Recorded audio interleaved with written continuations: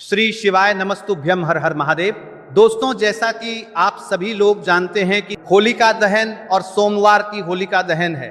अगर कभी भी मौका लग जाए तो फाल्गुन दिन तो आप लोगों को सिर्फ और सिर्फ तुलसी की सूखी लकड़ी वाला उपाय तो अवश्य ही करना चाहिए। इन दोनों का संयोग बहुत ही कम आता है।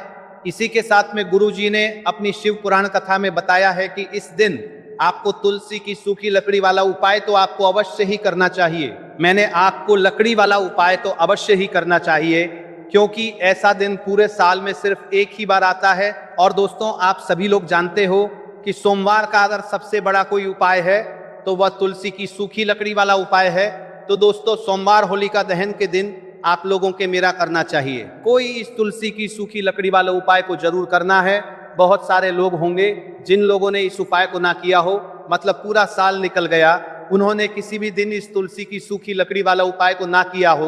पर दोस्तों, आपके पास एक आखिरी मौका बचा हुआ है, जो कि सोमवार होलिका दहन के दिन है। इस दिन आप लोगों को इस वाले उपाय को जरूर कर लेना है। भले ही आपने पूरे महीने भर इस उपाय को ना किया हो, पर अगर आपने इस फाल्गुन माह के सोमवार होलिका दहन के दिन अगर इस वाले उपाय को कर लिया तो आपको इस उपाय को करने का वो फल मिलेगा जिसकी आपने कभी कल्पना भी नहीं करी होगी। इसीलिए आप लोग इस वाले उपाय को एक बार जरूर कर लेना है, ताकि आपके हाथ से ये मौका ना जा सके और आपको इस उपाय को करने का फल मिलेगा।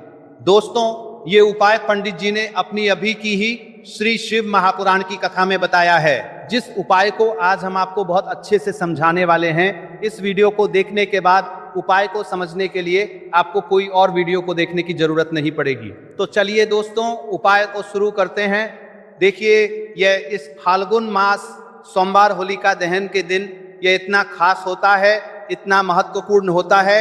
देखा गया है कभी कभी बड़े बड़े पूजा पाठ अनुष्ठान से जो कि मनोकामना पूर्ण नहीं होते, वहां फाल्गुन माह की सोमवार होलिका दहन के दिन एक छोटे से उपाय करने से ही आपकी मनोकामना पूर्ण हो जाती है। और बहुत सारे लोगों ने इस उपाय को किया भी है, पर उनको इस उपाय को करने का फल भी जरूर मिला है। अगर आप लोग भी पूछी जाए निपरामण्य प्रचार की परमा इस उपाय को करना चाहते हैं, तो आप इस उपाय को पहले अच्छे से समझ लेना, सुन लेना, उसके बाद करना। आपको इस उपाय का फल जरूर मिलेगा।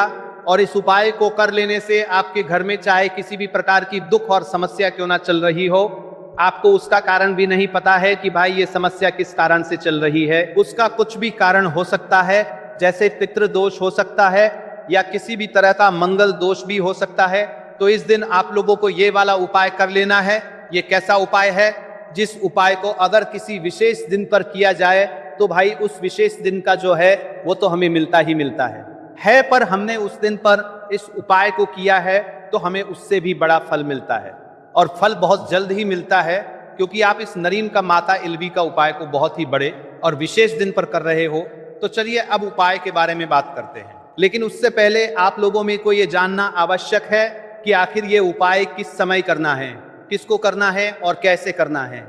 तो चलिए हम आगे आपको वीडियो में एक एक कर बता देते हैं। लेकिन उससे पहले अगर आप लोग हमारे चैनल पर पहली बार आए हैं या फिर मेरी आवाज आज पहली बार सुन रहे हैं, तो हमारे चैनल को सब्सक्राइब जरूर कर लेना और इस वीडियो को लाइक करके कमेंट बॉक्स में श्री शिवाय नमस्तु है, ओम नमः शिवाय जरूर टाइप कर देना। तो दोस्तों, इस तुलसी की सूखी लकड़ी वाला उपाय को हमें सोमवार होलिका दहन के दिन कैसे करना है, किसको करना है, किस समय करना है और कहां पर करना है, ये सारे सवालों के जवाब आपको इस वीडियो में मिल जाएंगे। और जो ये वीडियो देखेगा भाई, उसको तुलसी की सूखी लकड़ी वाला उपाय जरूर करना चाहिए, क्योंकि इस दिन काला तिल का भी बहुत ही बड़ा और विशेष महत्व होता है। और जब बात आ जाए तुलसी की सूखी लकड़ी वाला उपाय की, तो ये सोने पर सुहागा वाली बात हो जाती है और यह एक बहुत ही बड़ा उपाय होता है। अब दोस्तों, इस तुलसी की सूखी लकड़ी उपाय को आखिर करना किसको है? सबसे पहले हम लोग वो बात जान लेते हैं। तो देखो, घर की जो बड़ी माताएं बहनें होती हैं, उन माताओं बहनों में से कोई भी एक बड़ी माता बहन इस वाले उपाय को कर सकती है। और दोस्तों, अगर आप चाहे तो अपने घर में से सभी सदस्यों को भी इस उपाय को करवा सकते हैं। अगर किसी व्यक्ति की खुद की कोई मनोकामना है, खुद की कोई दुख और परेशानी है जो कि वो अपने लिए ही करना चाहता है, इस वाले उपाय को तो वो खुद अपने लिए भी कर सकता है। बाकी अगर कोई घर में से ऐसा है जो कि अपने पूरे घर परिवार की सुख और शांति के तुल्य लिए ये वाला उपाय करना चाहता है तो भाई वो भी कर सकता है, हो सकता है, उसमें भी कोई दिक्कत वाली बात नहीं है। कहने का मतलब यह है कि इस उपाय को हर एक सदस्य भी कर सकता है और पूरे घर परिवार के सदस्य के लिए घर की बड़ी माताओं बहनों में से कोई एक माता बहन भी कर सकती है। माताएं बहनें अगर घर में उपस्थित ना हो या वो यह वाला उपाय ना कर पा रही हो तो फिर घर का कोई बड़ा सदस्य भी इस तुलसी की सूखी लकड़ी वाला उपाय को कर सकता है, चाहे फिर वह पुरुष ही क्यों ना हो, उसमें कोई भी दिक्कत वाली बात नहीं है। उसके बाद में दोस्तों जो अपी औ की वारवी अपर को तर प्रतीत प्रतित्र प्रतिवी को तर प्रतित्र प्रतित्र प्रतित्र प्रतित्र प्रतित्र गला प्रश्न निकल कर आता है, वो ये आता है इस उपाय को लेकर के कि आखिर इस उपाय को हमें किस समय करना है, सुबह के समय करना है कि शाम के समय करना है। तो देखो इस वाले उपाय को आप लोग सुबह के समय भी कर सकते हो और शाम के समय प्रदोष काल में भी कर सकते हो। अब अगर आप पूछो कि भाई साहब सबसे उत्तम समय कौन सा रहेगा इस तुलसी की सूखी लकड़ी वाला उपाय को करना है, कहा तो हम आपसे बस यही कहेंगे कि इस उपाय को आप सुबह के समय करेंगे तो ज्यादा बेहतर होगा। बाकी अगर प्रदोष काल शाम के समय भी करेंगे तो भी अच्छा होगा, उसमें कोई भी दिक्कत वाली बात नहीं है। तो अब दोस्तों जो अगली सबसे बड़ी और महत्वपूर्ण बात आती है वो ये आती है कि सुबह अगर हम उपाय को करेंगे तो हमें कितने बजे से लेकर कितने बजे तक के बीच में करना है, और शाम के समय प्रदोष काल में करेंगे तो हमें कितने बजे से लेकर कितने बजे के बीच में करना है। तो देखो सुबह जितनी जल्दी हो सके आप उपाय को करने की कोशिश करना। बाकी अगर किसी कारणवश लेट भी हो जाओ, थोड़ी देर भी हो जाए तो 10 या 11 बजे तक भी आप उपाय कर लेना और 12 बजे से ज्यादा देरी ना हो, ठीक है, इस बात का ध्यान रखना। उसके बाद में दोस्तों अगर शाम के समय प्रदोष काल की बात करें, प्रदोष काल का जो समय होता है वह शाम के 0 बजे से शुरू हो जाता है, मतलब शाम के 6 प्रदोष काल की बात करें 0 बजे से शुरू हो जाता है, मतलब शाम के 0 बजे से शुरू हो जाता है, मतलब शाम के 0 बजे से शुरू हो जाता है 0 बजे से शुरू हो जाता है, लेकिन 7 के बीच का जो समय होता है यह समय प्रदोष काल का समय होता है। तो आप इस उपाय को 7 या 8:00 बजे के बीच में भी कर सकते हो, मतलब शाम के 0 बजे से रात 8:00 बजे के बीच में आप कभी भी इस वाले उपाय को कर सकते हो, उसमें कोई भी दिक्कत वाली बात नहीं है। देखिए यदि हम किसी प्रकार के उपाय को निश्चित दिन और निश्चित तिथि पर करते हैं हम तो इसका हमें बहुत अधिक लाभ मिलता है और इन उपायों को करने के बाद हमारे जीवन में बहुत अधिक परिवर्तन आता है। साथ ही साथ ये जो उपाय आपके जीवन की सारी परेशानियों को और सारी बाधाओं को दूर करने वाले हैं। देखिए दोस्तों आज के इस पूरे वीडियो में हम आपको 3 चमत्कारिक उपाय बताने वाले हैं और ये तीनों ही उपाय बहुत ही खास और बहुत ही ज्यादा विशेष होने वाले हैं। तो चलिए दोस्तों जाने वाले हैं, लेते हैं गुरुजी द्वारा बताए गए सबसे पहले उपाय के बारे में। अश्विन महाधन प्राप्ति उपाय, तुलसी की सूखी लकड़ी घर में रख देना, बहुत जल्दी करोड़पति बनोगे, इतना पैसा पत्र से बंदोपति बनोगे, बरसेगा राधे दे। दोस्तों आपको किसी भी दिन तुलसी की सूखी लकड़ी का उपाय घर पर करना है और ऐसा समझ लीजिए कि तुलसी की सूखी लकड़ी का ये उपाय आपको बहुत जल्दी करोड़पति बनाएगा, क्योंकि जो मेरी अश्विन का महीना है यह श्री हरि विष्णु को सबसे प्रिय महीना है। तो देखिए स्कंद तंगरसर करते हैं, पुराण में आता है कि भगवान विष्णु को सबसे प्रिय अगर कोई महीना है तो वह अश्विन का ही महीना है और अश्विन के महीने में तुलसी के उपाय रातों रात आपके भाग्य को चमकाते हैं। ऐसे में आज की वीडियो में हम आपको तुलसी के ऐसे उपाय बताने जा रहे हैं जो रातों रात आपका भाग्य चमकाएंगे और बहुत जल्दी आपको महादानी बनाएंगे। तो देखिए श्री हरि विष्णु प्रसन्न होते हैं। जब भी आप माँ तुलसी से जुड़ा हुआ कोई भी उपाय करते हैं माँ लक्ष्मी प्रसन्न होती है, जब आप श्री हरि विष्णु को प्रसन्न करते हैं। अब आज की वीडियो में जो उपाय हम आपको बताने जा रहे हैं, इस उपाय को करने से श्री हरि विष्णु तुरंत प्रसन्न हो। हाथों लंगा के कोरों को साथ होते हैं और सीधे सीधे आप माँ लक्ष्मी को प्रसन्न कर लेते हैं। आपके जीवन में आप खुद अपने सौभाग्य को प्रसन्न कर लेते हैं। इसकी तरफ करने के भी आपके जीवन में आप खुद अपने सौभाग्य को प्रसन्न कर लेते हैं। आप कुछ पर प्रसन्न कर लेते हैं, प्राप्त कर लेते हैं इस छोटे से उपाय को करके। तो देखिए सबसे पहले बात कर लेते हैं कि जो मान तुलसी है, इनके बिना श्री हरि विष्णु का पूजन और श्री हरि विष्णु का भोग दोनों ही अधूरे हैं। जब भी हम श्री हरि विष्णु को भोग कराते हैं, हम उनको भोग लगाते हैं, उसमें हम तुलसी दल जरूर डालते हैं। उसमें हम तुलसी दल जरूर डालते हैं, एक पत्ता डालेंगे लेकिन तुलसी दल जरूर डालते हैं, क्योंकि बिना तुलसी दल के श्री हरि विष्णु कोई भी भोग स्वीकार नहीं करते हैं। और आश्विन के महीने में तुलसी का पूजन करने से व्यक्ति को सौभाग्य की प्राप्ति होती है, उसके घर में कभी निर्धनता नहीं आती है। आप देखिए, सबसे पहले तो आपको आश्विन के महीने में हरा भरा तुलसी का पौधा अपने घर में जरूर लगाना चाहिए। अगर पहले से आपके घर में तुलसी का हरा भरा पौधा है तो बहुत उत्तम है, अगर नहीं है तो आश्विन के महीने के लिए महीने में तुलसी जी का पौधा आप जरूर लेके आ, क्योंकि सबसे श्रेष्ठ महीना है तुलसी के पौधे को अपने घर में लाके लगाने के लिए। दूसरी चीज की देखिए, आश्विन के महीने में या उससे पहले आपके घर में तुलसी जी का पौधा सूख गया है, और अगर तुलसी का पौधा आपके घर में सूखा हुआ है तो उससे कौन सा उपाय है जो आप करके रातों रात अपने भाग्य को चमका सकते हैं? तो देखिए, अगर आपके घर में माध्यम में तुलसी जी का सूखा हुआ पौधा है, इसमें आपको हरे हरे भरे पौधे से उपाय नहीं करना। आपके घर में तुलसी जी का अगर सूखा हुआ पौधा है, उसी से आप उपाय करेंगे, इस चीज का ध्यान रखेंगे। तो देखिए, अगर तुलसी जी का पौधा सूख गया है तो आपको क्या करना है, उसकी छोटी छोटी कहानियां लेनी है। गिनके 7 कहानियां, ठीक है ना? कितनी कहानियां लेंगे? 7 कहानियां लेंगे। थोड़ा सा मौली धागा आपको लेना है और 7 तुलसी की सूखी लकड़ी को एक के अंदर एक यानी गट्ठा टाइप का बनाना है और उसको बांध देना है, ठीक है ना? सारी तुलसी की लकड़ियों को इकट्ठा करना है और मौली धागे से बांध देना है। बांध देंगे तलावा लपेट कर। अब आपको क्या करना है, रोली का तिलक इस तुलसी की सूखी लकड़ी पर आपको करना है। रोली का तिलक करेंगे। अगर चंदन है तो थोड़ा सा चंदन लगा दीजिए। अब ये तुलसी की जो सूखी लकड़ी है, ये आपको थोड़ी देर अपने घर के मंदिर में रखनी है, श्री हरि विष्णु के सामने, और एक देसी घी का दीपक आपको श्री हरि विष्णु के सामने लगाना है। दीपक गोल बाती का लगाएंगे और उसमें एक चुटकी पीसी हुई हल्दी डाल देंगे, ठीक है ना? श्री हरि विष्णु को हल्दी बहुत प्रिय है। दीपक लगा देंगे।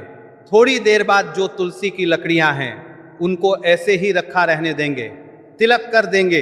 अब थोड़ी देर बाद आपको क्या करना है, तुलसी की वह जो सूखी लकड़ियां आपने बांधी थी कलावे से, मोली धागे से, अब आपको उन्हें उठाना है।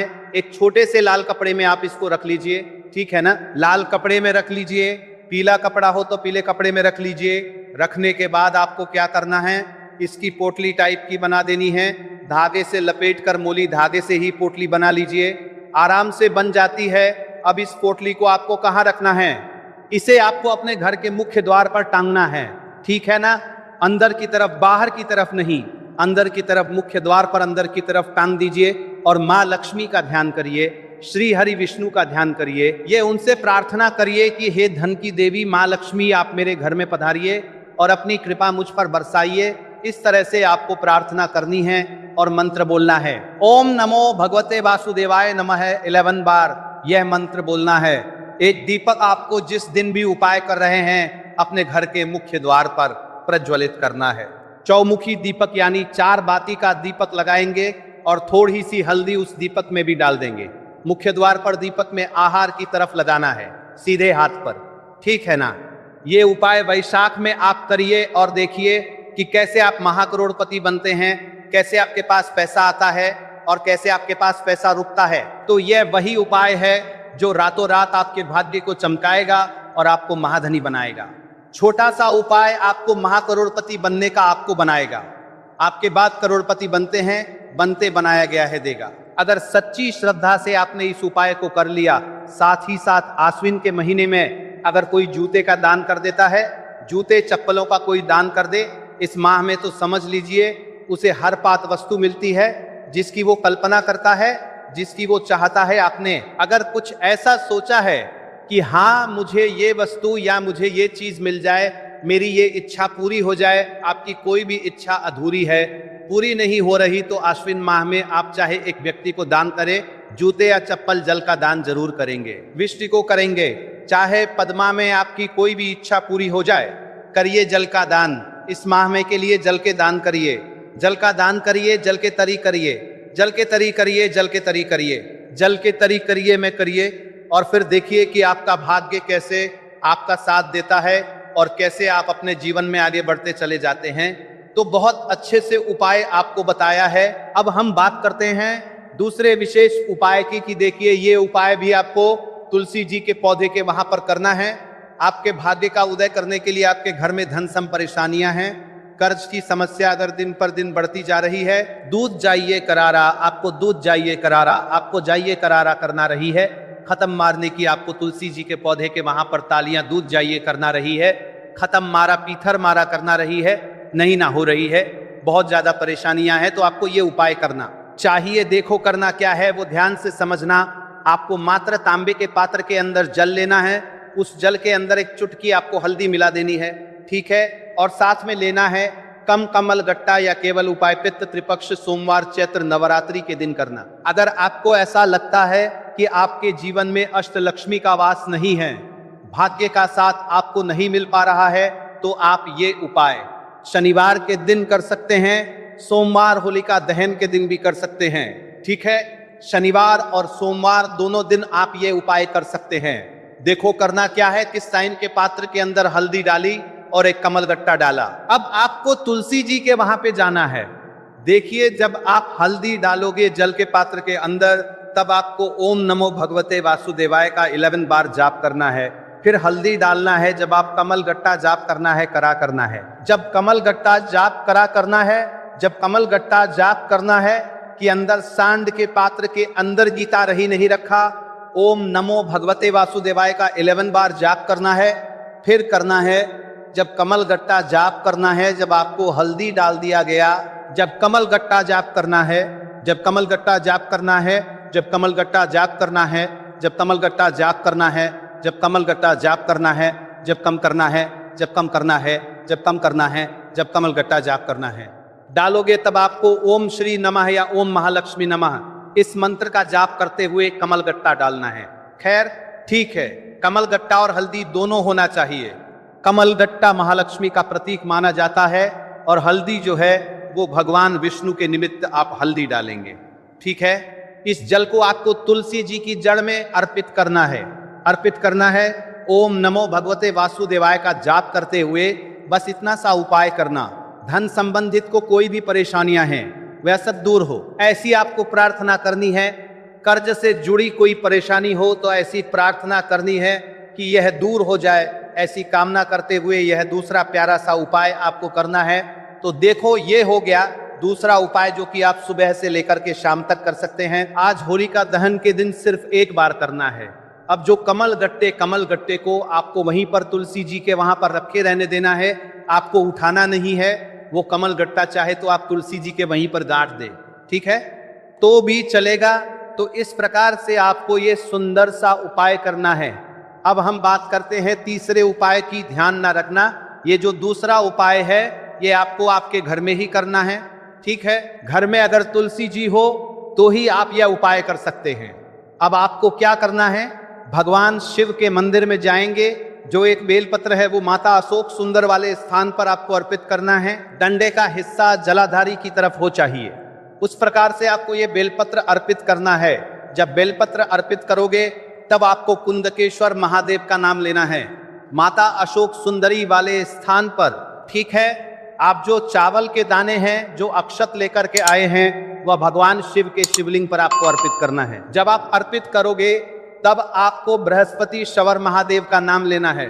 बृहस्पति शवर महादेव ही एक ऐसे महादेव है जो आपके गुरु ग्रह को मजबूत करता है। तो आपको इस प्रकार से अर्पित करना है और अंत में एक लोटा जल धीरे धीरे पतले दरा से बृहस्पति शवर महादेव का स्मरण करते हुए या श्री शिवाय नमस्तुभय का जाप करते हुए आप अर्पित करें। ये मात्र केवल और केवल सोमवार होलिका दहन के दिन किया जाता है और यह उपाय बहुत ही ज्यादा प्रभावशाली है।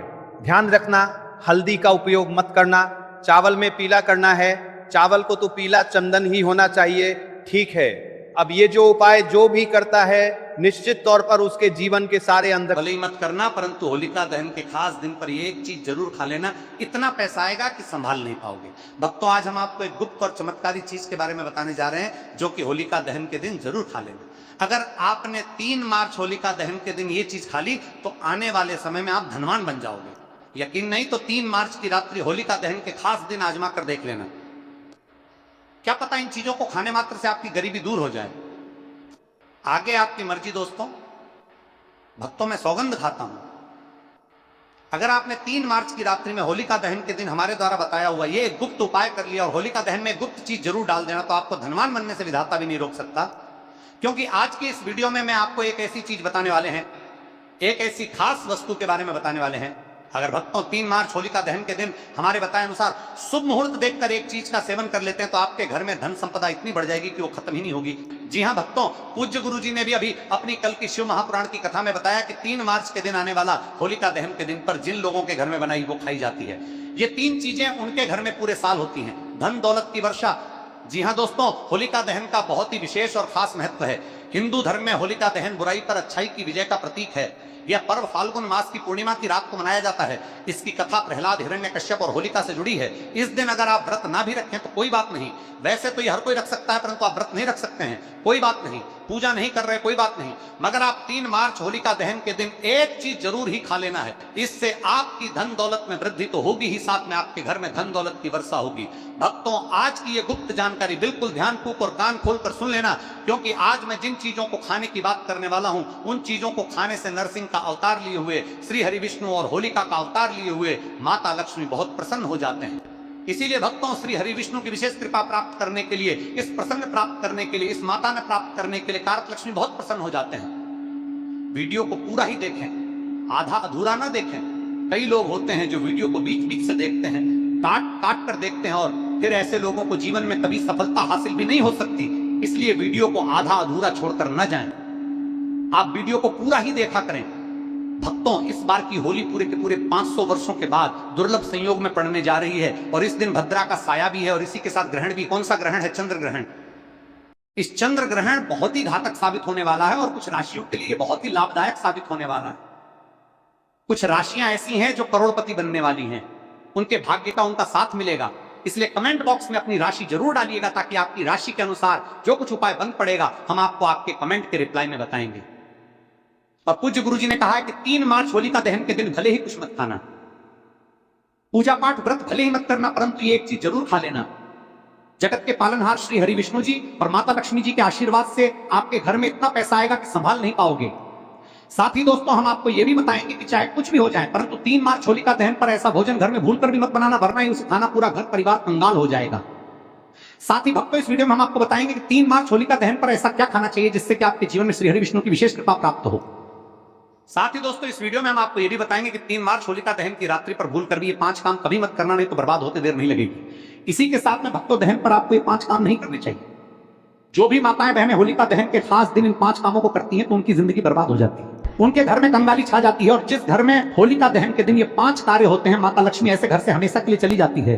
भक्तों, साथ में हम आपको ये भी बताएंगे कि 3 मार्च होलिका दहन के दिन अगर आप इन चीजों का दान कर देते हो तो आपके घर में कभी अन्न धन की कमी नहीं होगी, हमेशा ही रुपया पैसा आपके घर में आएगा। और सबसे मुख्य उपाय जो कि होलिका दहन की रात्रि होलिका की अग्नि में डाल देना, ये एक गुप्त चीज और होलिका की राख का उपाय जरूर ही करना है। श्री शिवाय नमस्तुभ्यम। भक्तों, 3 मार्च होलिका दहन के दिन पूजा पाठ व्रत भले ही मत करना, परंतु होलिका दहन के खास दिन पर ये एक चीज जरूर खा लेना, इतना पैसा आएगा कि संभाल नहीं पाओगे।